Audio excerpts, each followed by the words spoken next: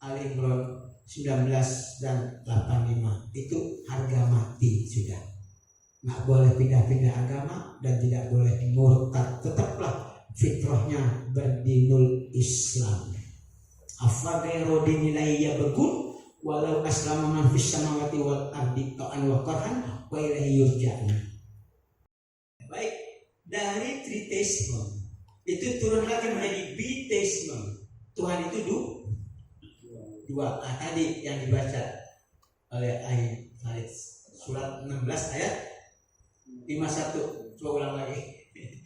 An-Nahl. Maka setelah saya buka ayat itu sudah tadi bukan kajiannya Pak Ali bukan ini, tapi karena itu dan juga mau Natalan ya, udah saya bahas ini. Gitu. Baik, 1651. Ini yang dibaca. Bagaimana? وقال الله لا تتخذوا إلهين اثنين إنما هو إله واحد فإياي فارهبون. Dan Allah berfirman, janganlah kamu menyembah dua Tuhan, hanyalah Dia Tuhan yang Maha Esa, maka hendaklah kepadaku saja kamu takut. Jelas kan? Wa qala Allahu la tattakhidu ilahain itsnain. Allah berfirman kepada khususnya pada Rasulullah dan kita dan disampaikan pada umatnya, jangan kamu menyembah dua Tuhan. Apa dua Tuhan itu Pak? Penganut siapa? Ya orang Islam bisa ketika ia karena abudinya ke Allah, tapi wa iya karena sta'innya kepada Mbahdu ke Gunung Ngawi, minta apa tuh? Ya berkah atau ingin pada gamelas dan sebagainya lah. Ini maknanya dua Tuhan. Jadi mengakui ada kekuatan selain Allah. Kayak orang kafir Quraisy, dia kalau beribadah kepada Lata Uzza Manah Hubal, patung-patung dewanya. Tapi ketika Allahnya sebatas Rob yang menciptakan, yang ngasih rezeki, itu ngomong Pak, siapa yang mengatur alam semesta? Orang kafir Quraisy, Abu Jahal, Abu Lahab, kalau Allah dikatakan Rob, mereka mengakui, iya Allah yang menciptakan saya, Allah yang ngasih rezeki saya, Allah yang mengatur saya, Allah yang ngasih rezeki, begitu mematikan, iya. Tapi kalau untuk menyembah, entar dulu, saya nyembahnya ke Lata, Uzza, Manah, Hubal. Mana ayatnya? Coba tolong baca. Ya surat 1651 ini kita korelasikan ke surat 10 ayat 31. Percaya kalau hanya Rob doang mah orang kafir Quraisy juga. Tapi ketika bicara masalah ilah, sesembahan, enggak mau Pak, maunya ke dewa-dewanya, Lata, Uzza. Surat 10 ayat 31 coba. Qul man yarzuqukum minas samai wal ardi amman yamlikus sam'a wal absar wa man yukhrijul hayya minal mayyit wa yukhrijul mayyita minal hayyi wa man yudabbirul amr fasayaquluna Allah faqul afala tattaqun. Katakanlah Muhammad, siapakah yang memberi rezeki kepadamu dari langit dan bumi? Atau siapakah yang kuasa menciptakan pendengaran dan penglihatan? Dan siapakah yang mengeluarkan yang hidup dari yang mati dan mengeluarkan yang mati dari yang hidup? Dan siapakah yang mengatur segala urusan? Maka mereka akan menjawab Allah. Maka katakanlah, mengapa kamu tidak bertakwa kepadanya? Ya, hanya satu dalam hal penyembahan orang kafir Quraisy ogah kepada Allah. Ini ayatnya jelas sekali. Makanya maknanya beda. Kalau Allah Rabbin nas, malikin nas ilah, Allah sebagai Rabb, malik ilah beda. Itu orang kafir itu yang satu yang diakui Rabb, Allah sebatas Rabb, rububiyah. Rububiyahnya iya. Uluhiyah dan mulkiyahnya ini. Baik, saya teruskan. Itu baru yang tadi politeisme banyak, triteisme 3, biteisme 2. Sekarang monoteisme. Tuhan itu satu. Ini yang benar. Ini yang benar. Ajaran Islam. Dalilnya surat Al-Ikhlas, gimana Al-Ikhlas? Qul wallahu ahad, Allahus samad, lam yalid wa lam yulad wa lam yakul lahu kufuwan ahad. Allah yang Esa. Monoteisme. Itu betul. Nah, justru ini ayat tentang penjelasan Allah kepada orang-orang kafir yang ingin tahu sifat Allah seperti apa yang Muhammad Tuhanmu. Allah itu turun ayat itu. Baik, dari monoteisme terus beralih kepada panteisme. Panteisme itu agamanya, Tuhannya orang-orang Jepang. Shinto nyembah apa? Matahari. Berarti panteisme itu adalah Tuhan itu alam. Alam itu tuh Tuhan. Dari mana? Ini dibantah oleh surat 41 Fusilat ayat 37. Silakan. Jadi orang Shinto Jepang dibantah kalau nyembahnya matahari.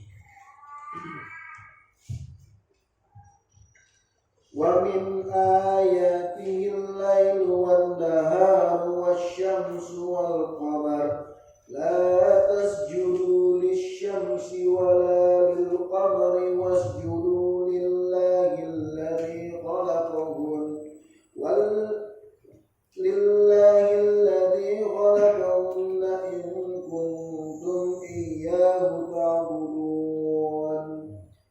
Dan sebagian dari tanda-tanda kebesarannya ialah malam, siang, matahari, dan bulan. Janganlah bersujud kepada matahari, jangan pula kepada bulan, tetapi bersujudlah kepada Allah yang menciptakannya jika kamu hanya menyembah kepadanya. Jelas kan? Sujudlah kepada Allah yang telah menciptakan keduanya, bulan dan matahari. Dan mengapa orang Shinto Jepang menyembah matahari? Katanya hebat otaknya, teknologi, ya. Tapi dalam akidah, makanya banyak orang yang sering ke Jepang bolak-balik itu Jepang tinggal rubah akidahnya aja beres katanya. Iya, kita kalau kehilangan dompet di toko itu sampai berhari-hari nggak akan diambil gitu. Begitu katanya Pak Yasin di sana. Kalau saya cerita, sampai datang lagi masih ada tuh berpekan-pekan. Kalau kita kan akan hilang, kan ada duitnya. Ya kan, 1 miliar, ya enggak? Sikat buat kawin lagi. Tapi ini enggak, itu. Maka tinggal rubah akidahnya. Baik, ya. Jadi harusnya orang Jepang itu mengambil ibrah dari Nabi Ibrahim. Pemuda Ibrahim waktu mencari Tuhannya, Ibrahim belum jadi nabi. Masih pemuda yang cerdas. Falamma janna alaihi lailu ra'a kawkaba qala hadza rabbi falamma afala qala la uhibbul afilin. Ketika malam telah datang ia melihat sebuah bintang, ini Tuhan saya. Nah ini kan ketika bintang itu tenggelam dia mengatakan aku enggak suka perang tenggelam. Masa Tuhan tenggelam? Terus apa lagi? Falamma ra'a qamara bazigon qala hadza rabbi falamma afala qala la illam yahdini rabbi la akunanna minal qaumid dhalin. Maka tatkala berikutnya ia melihat sebuah bulan, nah ini Tuhan saya, kata Ibrahim. Maka tatkala bulan pun tenggelam ia mengatakan seandainya Tuhanku yang sebenarnya tidak memberi petunjuk kepadaku aku sesat. Luar biasa Pak statementnya. Ya. Kalau Tuhan yang sebenarnya nggak memberi petunjuk kepada aku sesat nih. Masa bintang hilang, bulan hilang. Oh ketiganya dilihat barangkali ini. Falamma rasyamsa bijigotan qala hadza rabbi hadza akbar. Falamma afalat qala ya qaumi inni bari'um mimma tusyrikun. Maka tatkala Ibrahim melihat matahari terbit di sebelah timur di pagi hari, nah ini nggak salah, ini mungkin Tuhanku nih, karena ini ada akbar yang lebih besar dari bintang dan bulan. Tapi tatkala matahari pun terbenam di sebelah barat, maka ia mengatakan, hai kaumku sekalian, aku berlepas diri dari kalian yang masih musyrik. Tuh. Luar biasa Pak statementnya. Padahal masih proses mencari Tuhan yang sebenarnya. Maka Allah kasih petunjuk. Di sini akhirnya dia diangkat dari Nabi. Ini wajjahtu wajhiya lilladzi fataras samawati wal arda hanifan wa ana minal musyrikin. Aku hadapkan kalau begitu, ya, aku hadapkan sikap dan pandangan hidupku kepada Allah yang telah menciptakan langit dan bumi, dengan cenderung kepada agama Islam yang lurus dan bukanlah aku pelaku orang-orang musyrik. Tuh, bisa dilihat surat apa itu? Surat apa? Yang apa enggak? Surat apa? Biar cari Tuhan. Surat Al-An'am. Betul, surat ke-6. Ayatnya 74 sampai 79. Saya baca.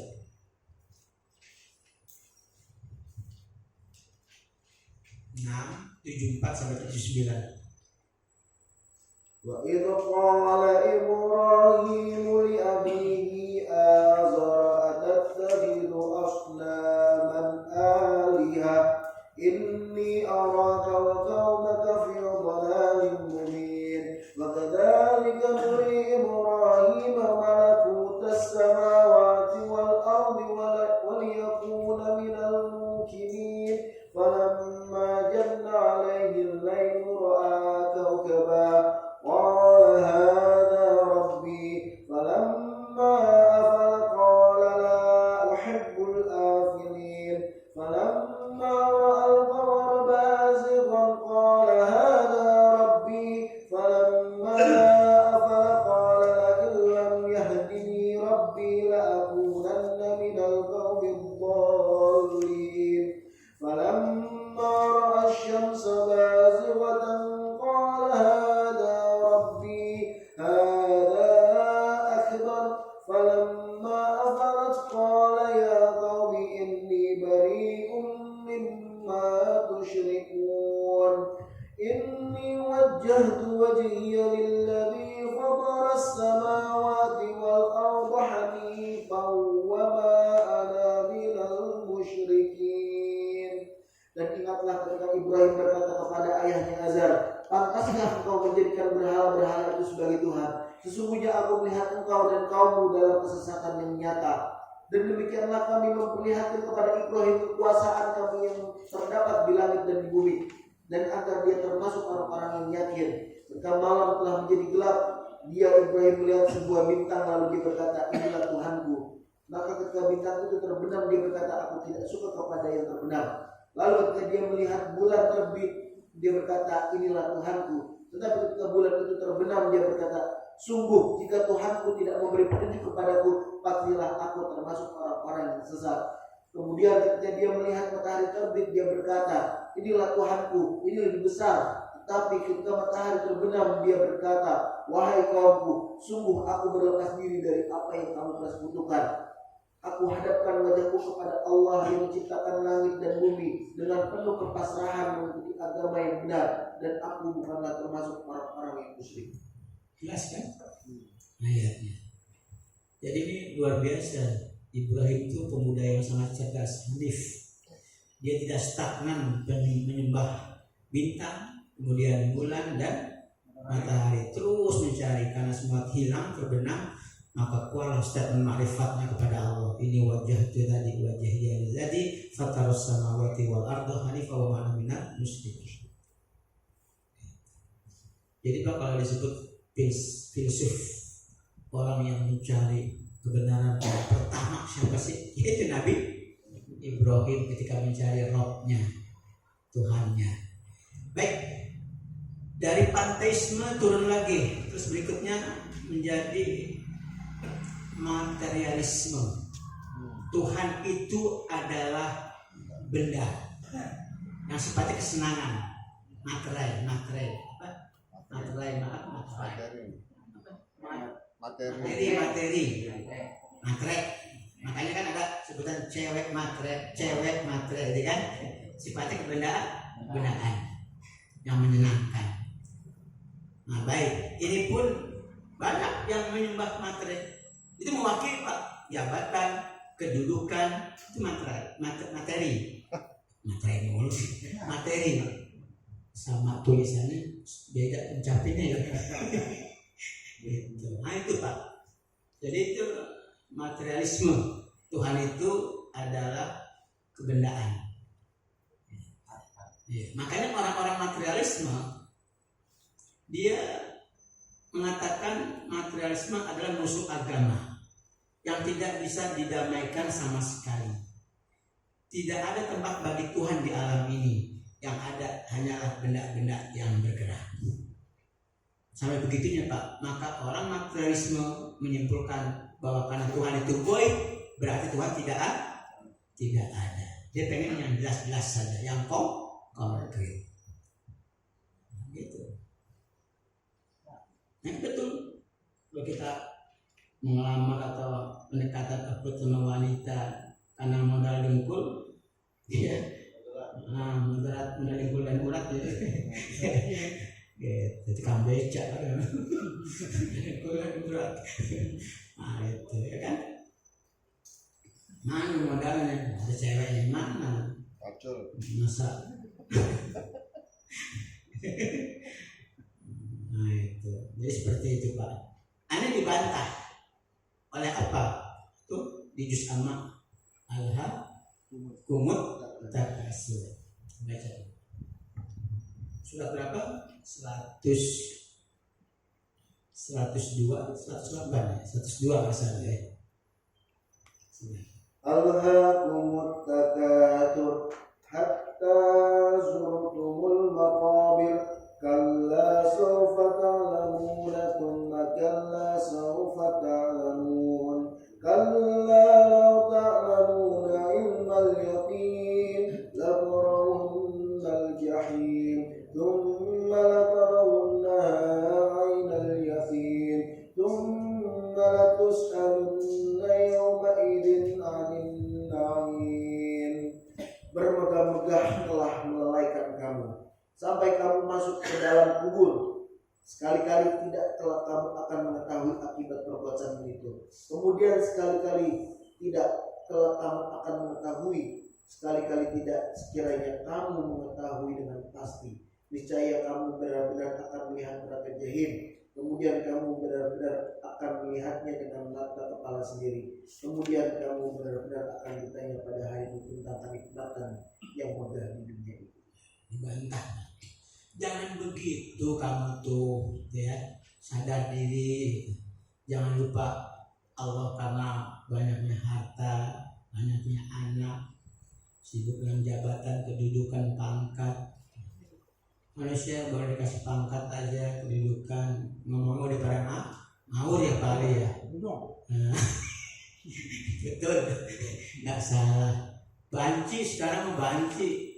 Berani sama ulama orang Islam yang nggak punya kekuatan. OTM-nya Papua nggak berani dilawan. Ya, jelas. Malu pangkatnya doang, formalitas doang. Iya benar, hanya balehor dia ini. Ya ada. Kayak mau perang aja, umat sama punya senjata apa? Tiba-tiba tank dijejer begitu. Itu arogansi kekuasaan. Ketika aksi damai 2-2 dia dijejer tank, itu arogansi kekuasaan. Lawan punya kekuatan dong. Gitu. Baik, itu materialisme ya. Jadi terutama maaf nih. Tuh perempuan baru cuma 2 ya, masih 3 mahasiswa. Jadi kalau pengen nikah mendapatkan calon suami, maaf ya, jangan materai ya. Karena kalau materai mudah itu maaf bisa, bukan saya nyumpahin, bisa menjadi perawan tuh. Kalau ada calon suaminya mampu, misalnya minta mas kawin 1 buah mobil baby band, misalkan atau rumah mewah mepet sawah ya gitu. itu bisa jadi perangan Tuhan Pak, betul, karena pilih-pilih. Iya, istilahnya sih cantik tapi jangan begitu. Kan kata Nabi kan dalam satu hadisnya yang diriwayatkan oleh Imam Ahmad dari istri beliau Aisyah, inama apa? Inna aqdamun nikah barokatan aisaruhu. Nah, sesungguhnya pernikahan yang paling banyak keberkahannya adalah yang paling sederhana pembelanjaannya. Kayak ini Pak, pernikahan yang banyak berkahnya yang sangat sederhana pembelanjaannya. Apa makna pembelanjaannya? Pertama, diawali kalau minta mas kawin jangan mahal-mahal. Satu. Kan kedua, kalau ingin mengadakan pesta walimah, mbok jangan nyewa gedung yang ratusan juta, mubazir. Dua, apalagi? Banyak Pak kalau dibahas tuh arti mana pembelanjaan di situ. Nih nasihat agama bagus ya. Kalau sama pas simpel aja Pak, kalau punya anak, istri saya nggak mau. Kan setahun sekali atau seumur hidup sekali mas gitu. Masa tega sih kita punya anak mau begitu. Ini Pak, tau ide saya Pak Ali komentar nih, Pak Ahmad semua nih. Kalau Bapak syukur anak Bapak, istri Bapak satu paradigma sama Bapak. Kalau mau barokah gampang nikah. Mau sama macam ribet. Bikin undangan 100 atau 200. Udah kan? Nikahnya malam hari di masjid habis pada Isya. Penghulu panggil malam hari buat nasi, bikin nasi bungkus pakai kardus, tapi yang isinya sopan, nggak sopan amat sih pakai nasi bungkus begitu, isinya yang macam-macam dong, yang leks ya kan, ada rendang, ada telur, ada ayam kan, nasi kebuli apalagi, ada buahnya ya kan, malah melebihi yang paras makanan cuma jengkol menteri jengki doang, hanya sop itu doang. Menunya kita rubah. Kalau nanti nggak sopan, nggak lajim gitu, udah selang ceramah sebentar, udah nggak kotor nggak apa, langsung sebulan madu itu yang pengantin nggak capek, bisa bobo malam BBM ya nggak? You understand? Itu sederhana Pak. Dia nggak ribet. Habis bisa numpang di masjid, kasih kita pengurus masjid buat infak masjid. Di bangsa 300.000 ya buat ini Pak ya, buat infak masjid bisa bilillah. Kan numpang masjid. Buat begitu kalau saya punya anak bisa masuk nama lagi tuh. Mana ada Pak begitu. Mau anak perawan ke lebih janda. Iya kan? Coba yang borkah tuh. Kalau sini kalau pengen kalah kayak gitu ya. Iya. Anak tuh. Ya enggak. Mamudin kan enggak Mamudin tuh. Gitu. Barokah insyaallah. Iya. Enggak ribet, enggak pusing. Kalau satu ceramah penghulu malam hari siapin nasi bungkus yang isinya menunya berkualitas. Mana ada konsep kayak gitu, jarang, langka, ada gitu. Kalau sama diri saya sendiri Pak, nggak macam-macam. Nah, praktis itu makna adik. Inna aqdamunika barokatan aisyarumuk. Nah, daripada nyewa gedung sampai 50 juta, ini buat adik jatuh. Buat PTDI itu sekolahan belum selesai, ya enggak? Harus. Ya, iya, bazir. Gitu. Kalau kita mampu, boleh sederhana. Nah, dari materialisme turun lagi ke materi apa? Ini masih disahkan Tuhan nih, pemanisme-ismenya. Politeisme, triteisme, biteisme, monoteisme, panteisme, materialisme, 7 ini apa? Fir'aunisme, ajaran mengatakan Tuhan itu saya itu Tuhan. Faqala ana rabbukumul a'la. Seraya Firman berkata, akulah Tuhanmu yang paling tinggi. Nah, ini dibantah oleh surat, bentar ya, agak lupa ini. Kalau nggak salah surat 29 ya. 29 ayatnya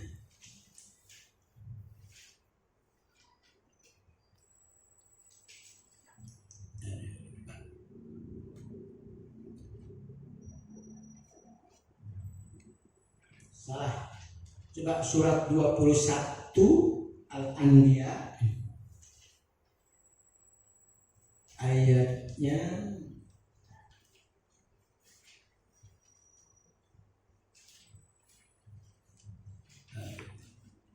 lupa nih Pak nih. Ini lagi error nih. Lagi error, lupa. 21 bukan.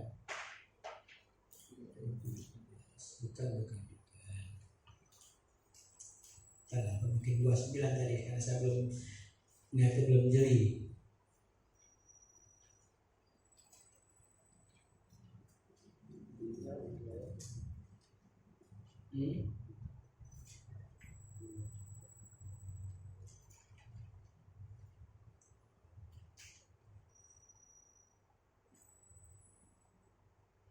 Yang gini bunyinya apa? Barang siapa yang mengatakan diriku Tuhan selain Allah, gitu. Al-Ankabut 17 bukan.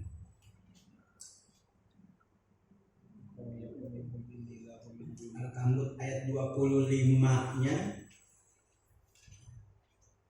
bukan.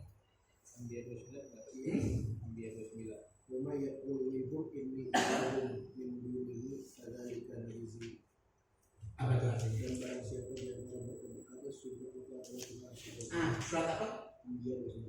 Ya, Al-Anbiya. Tadi 29-nya. Surat 21 ayat 29. Ya, coba baca. Wa may yaqul minhum inni ilahun min dunihi fadzalika najzihi jahannam kadzalika najzil zalimin. Dan barang siapa di antara mereka berkata, sungguh aku adalah Tuhan selain Allah, maka orang itu kami beri balasan dengan jahanam. Demikianlah kami memberikan balasan kepada orang-orang yang zalim. Betul kan? Kayak Firman yang mengatakan, aku ini Tuhan aku. Kalau di dalam sejarah Wali Songo ada yang satu namanya Syekh Siti Jenar juga begitu mengatakan. Tapi yang mengatakan kalau nggak dipahami secara holistik bisa salah. Padahal dimaksud dengan Syekh Siti Jenar seperti itu. Kalau misalnya ya, tapi kebanyakan mayoritas itu sesat, beda dengan yang 9 wali walau bisa. Tapi kalau udah begini ya jelas, karena memang nyata begitu Pak. Apa ajaran Manunggal Gusti apa? Ya itu. Kalau orang sudah menyatu dengan Allah, itu akhirnya apa? Yang ada dirinya, yang ada nggak diri, yang ada Allah. Jadi kalau sudah begitu apa? Dia nggak perlu sholat, nggak perlu ibadah ritual, karena sudah saking dekatnya dengan Allah. Ada begitu Pak, banyak pengikutnya. Pelaksanaannya. Ya memang percayaan seperti itu. Belum mesti menyatu. Nah itu kayak gini, benar kayak gini. Hati-hati makanya kalau torikot kita tasawuf tanpa syariat sesat, betul sesat. Setan. Iya. Nah itulah, itu baru berapa tadi? Firmanisme ya. Sekarang yang ke-8 ya. Yang ke-8. Yang ke-8 adalah Aristoteles. Jadi dia seorang filsuf dari Yunani yang pernah menyatakan Tuhan itu memang ada. Dia menciptakan alam semesta dengan berbagai substansinya. Ini kata Aristoteles benar. Tetapi setelah Tuhan menciptakan alam semesta dengan segala substansi isinya, maka Tuhan tidak mengaturnya. Dia berjalan sendiri. Tuhan hanya menciptakan, tidak mengaturnya. Ini dibantah pemahaman Aristoteles dengan ayat As-Sajdah surat ke-32 ayat 4 dan 5. Jadi pendapat Aristoteles dibantah, nggak benar. Tetap setelah Allah menciptakan, Allah juga yang ngatur. Surat 32, 4 dan 5.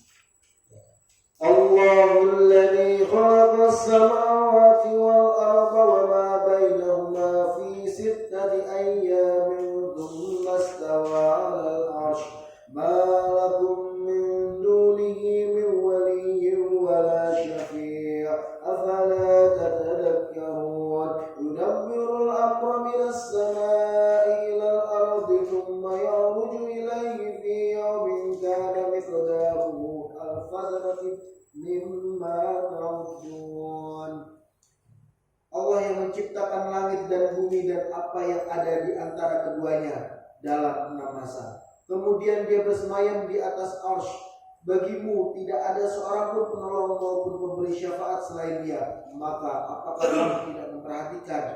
Dia mengatur segala urusan dari langit ke bumi. Kemudian urusan itu naik kepadanya dalam 1 hari yang kadarnya lamanya adalah 1000 tahun menurut perhitunganmu. Jadi nggak mungkin Allah hanya menciptakan tok, tapi ada juga mengaturnya. Karena Allah nggak tidur selamanya, beda dengan kita yang mudah capek. Jangankan Allah, Nabi Muhammad aja Pak, keistimewaannya Pak, tidak pernah menguap. Nggak bohong saya. Nggak pernah nguap kali. Nguap, ngantuk. Rasulullah. Terus dia bisa menempuh melihat tembus ke belakang. Nih misalnya begini ada orang jahat, tahu dia. Nembus. Kalau kita kan kalau pengen ke belakang nggak kaca dulu di depan, ya kan? Rasulullah kagak. Ini bukan hoak Pak, itulah. Makanya sebenarnya kemarin saya kajikan profilnya, sifatnya, ya kan? Kan kadang-kadang mau mengkaji itu kan, berbicara profil kemarin kan. Siapa tuh yang MC siapa? Orang Mahunda mana tuh? Mana nggak ada tuh? Oh sakit. Tanda-tanda kelahirannya, keistimewaannya. Dia kalau BAB nggak ada bekas Rasulullah Pak, gurun pasir itu hilang begitu saja. Allah punya kehendak dan pakai ini. Kalau udah Allah bicara kun fayakun, apapun bisa. Ada sesuatu yang kita harus pakai akal, ilmu gitu ya, ilmu. Tapi juga ada sesuatu yang harus pakai iman. Contoh gampang, kasus suami kok. Orang kafir Quraisy nggak percaya. Orang jauh begitu apa ke langit semalam mimpi Muhammad kali ya majennya. Ditanya Abu Bakar As-Siddiq, emang siapa ngomong sih? Muhammad tuh temen Abu Bakar. Lebih dari itu aku percaya. Kalau yang ngomong Muhammad Al-Amin. Kalau yang di depan dia, tak dulu.